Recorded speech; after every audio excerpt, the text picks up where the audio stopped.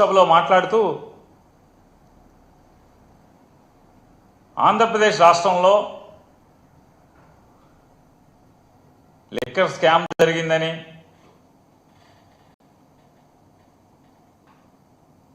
దాంట్లో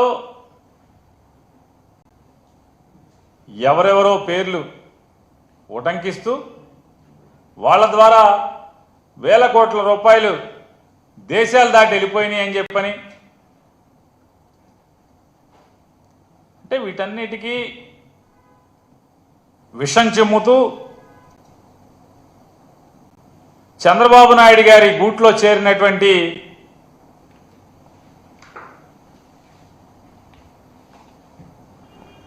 ఫ్లెమింగో పక్షి లాంటి ఈ పెద్ద మనిషి గారు గూడు మారాడు. కొత్త గూడులో చేరి చంద్రబాబు చెప్పినట్టుగా చిలక పలుకులు పలుకుతున్నారు లోక్సభలో. వాస్తవాలు మాట్లాడితే ఎవరికి ఇబ్బంది ఉండదు, కానీ చంద్రబాబు నాయుడు మెప్పు కోసం ఈ రకమైనటువంటి విషం చిమ్మే కార్యక్రమం జగన్మోహన్ రెడ్డి గారిని ఏదో రకంగా రాజకీయంగా నిందలు వేద్దామని చెప్పని, తద్వారా ప్రజలలో జగన్మోహన్ రెడ్డి గారి యొక్క నాయకత్వాన్ని తగ్గిద్దామనేటువంటి తప్పుడు కుట్రలో భాగమే ఈ లావు శ్రీకృష్ణ గారి చిలక పలుకులు అనేది ఇవాళ మనందరికీ అర్థమవుతున్నాయి. ఆయన ఏ గూడు నుంచి ఏ గూడుకి మారినా ఏదో ఒకటి ఇవాళ ఒక 21 మంది లోక్సభ సభ్యులకి నాయకత్వం వహించేటువంటి లావు శ్రీకృష్ణ గారు తనకున్నటువంటి అధికారాన్ని లేదా భగవంతుడు పల్నాడు ప్రజలు ఇచ్చినటువంటి ఆ గొప్ప అవకాశాన్ని ఆంధ్రప్రదేశ్ రాష్ట్రంలో విశాఖ ఉక్కు ఫ్యాక్టరీని బతికించేదానికి మైక్ను వాడడం, తనకున్న అవకాశాన్ని వాడడం, లేదా పోలవరం ప్రాజెక్టుకి అరకొర నిధులు కాదయా, సంపూర్ణమైనటువంటి భూసేకరణతో సహా నిర్వాసితులకి చెల్లించాల్సినటువంటి డబ్బులతో సహా తక్షణం చెల్లించండి అని నిలదీసేదానికి లోక్సభలో పల్నాడు ప్రజలు తనకి ఇచ్చినటువంటి మైక్లో మాట్లాడే అవకాశాన్ని ఆయన వాడుకోడు. లేదా ఈ ఆంధ్ర రాష్ట్రానికి మరీ ప్రత్యేకించి సాగు కోసం, తాగునీటి కోసం ఇబ్బందులు పడుతున్నటువంటి రాయలసీమ లిఫ్ట్ ఇరిగేషన్ని అధికారికంగా లేదా కేఆర్ఎంబి ఇచ్చినటువంటి స్టేని ఎత్తివేయటం కోసం పల్నాడు ప్రజలు ఇచ్చినటువంటి అధికారాన్ని తన మైకు వాడడం,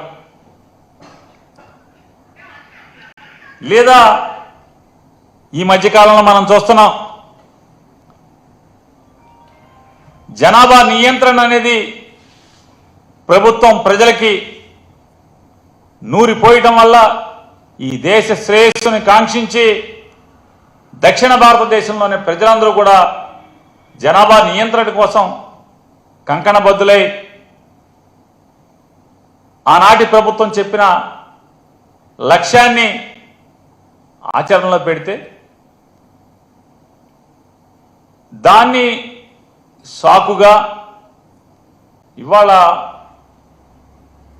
డబుల్ ఇంజన్ మాట్లాడుతున్నటువంటి ఈ ఇద్దరు మోడీ గారు, అమిత్ షా గారు, వాళ్ళిద్దరూ చేస్తున్నటువంటి రాజకీయ ఏదైతే రూల్స్ పేరుతో లేదా జనాభా నిష్పత్తి పేరుతో లేదా జనాభా లెక్కల పేరుతో గడచిన 40-50 సంవత్సరాలుగా పాలకులు ఆపుకుంటూ ప్రజానాయకులు ఆపుకుంటూ వస్తున్నటువంటి నియోజకవర్గాల వర్గీకరణని లేదా నియోజకవర్గాల డీలిమిటేషన్ని ఎత్తుగడగా కేవలం ఉత్తర భారతదేశంలోని 2-3 రాష్ట్రాల ఓటుతో ప్రభుత్వాన్ని ఏర్పాటు చేసుకునేలాగా లేదా దక్షిణ భారతంతో సంబంధం లేకుండా దేశాన్ని ఏల్దామని చేస్తున్నటువంటి దుర్మార్గపు ఆలోచనల్ని నిలదీసేదానికి పల్నాడు ప్రజలు ఇచ్చినటువంటి నీ లోక్సభలో మైక్ని వాడుతున్నావా అంటే దానికోసం వాడడం, నీ ప్రాంతం కోసం లేదా పల్నాడులో ఉన్నటువంటి వెనుకబాటుతనం గురించి లేదా పల్నాడులో ఉన్నటువంటి నీటి ఎద్దడి గురించి ఎప్పుడన్నా మాట్లాడతావా అంటే పల్నాడు ప్రజలు ఇచ్చిన ఆ మైకుని దానికోసం వాడవు, ఈ దేశం కోసం వాడవు, ఈ రాష్ట్రం కోసం వాడవు, దక్షిణ భారతదేశం కోసం వాడవు, మీ ప్రాంతం కోసం కూడా వాడే పని లేదు. కేవలం చంద్రబాబు ఏ కట్టుకథ చెప్తే, ఎటువంటి విషం చిమ్మమని చెప్తే ఆ విషం చిమ్మేటువంటి ఈ చిలక పలుకుల ప్రస్థానమే నిన్న లోక్సభలో లావు శ్రీకృష్ణదేవరాయలు గారు చేసినటువంటి ప్రసంగం.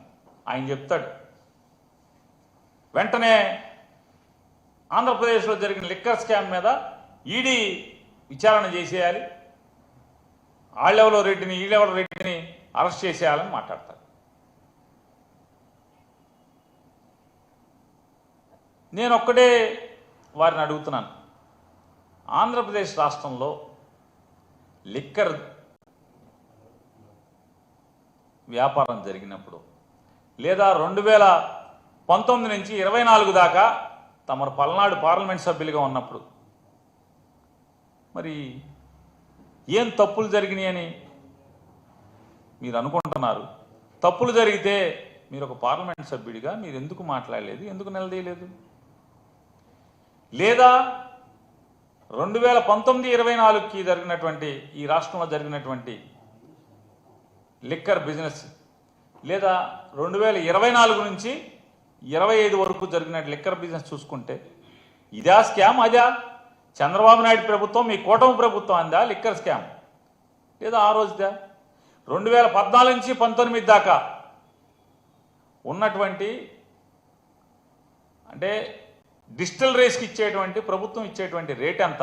2019 నుంచి 2024 దాకా జగన్మోహన్ రెడ్డి గారి ప్రభుత్వంలో డిస్టిలరీలకి ఎవరైతే మద్యం తయారీదారులకు ఉన్నారో వారికి చెల్లించిన రేట్ ఎంత? ఇవాళ చెల్లిస్తున్న రేట్ ఎంత? ఇవాళ మొత్తం షాపులన్నీ కూడా ఏ రకంగా లిక్కర్ షాపులన్నీ కూడా ఏ రకంగా అడ్డగోలుగా తెలుగుదేశం నాయకులందరూ కూడా ఏ రకంగా చెరబట్టారు. నాడు ద్రౌపదిని ఏ రకంగా మయసభలో లేదా ఆ రోజు ఉన్నటువంటి సభలో దుశ్శాసనుడు చెరబట్టినట్టుగా ఇవాళ లిక్కర్ వ్యాపారం మొత్తాన్ని తెలుగుదేశం పార్టీ శాసనసభ్యులు, తెలుగుదేశం పార్టీ నాయకులు మొత్తం ఎవరికైతే షాపులు వచ్చినాయో లేదా ఎవరి దగ్గర బార్లు ఉన్నాయో వాళ్ళందరినీ దుర్మార్గంగా, దౌర్జన్యంగా లేదా కిరాతకంగా పోలీసుల్ని ప్రయోగించి షాపులు లోపరుచుకోవటం లేదా రూపాయి పెట్టుబడి లేకుండా నాకు ₹10 వాటా ఇవ్వాలి, పావలా వాటా ఇవ్వాలని చెప్పని పేక మీద కత్తి పెట్టడం లేదా మీ ఇష్టారాజ్యంగా ఎంఆర్పి కంటే కూడా అత్యధికంగా మీరు అమ్ముకోండి, నాకు మాత్రం నెలకింత లంచం ఇవ్వండి అని చెప్పని లంచాలు దండుకుంటున్నటువంటి కింద నియోజకవర్గ స్థాయి తెలుగుదేశం పార్టీ శాసనసభ్యుల దగ్గర నుంచి ఈ రాష్ట్ర ముఖ్యమంత్రి కానీ లేదా ఆయన కుమారుడు కానీ వీళ్ళందరూ దండుకుంటున్నటువంటి ఇదా లిక్కర్ స్కామ్ అంటే? ఏది స్కాము? ఆఖరికి గీత కార్మికుల పేరుతో కూడా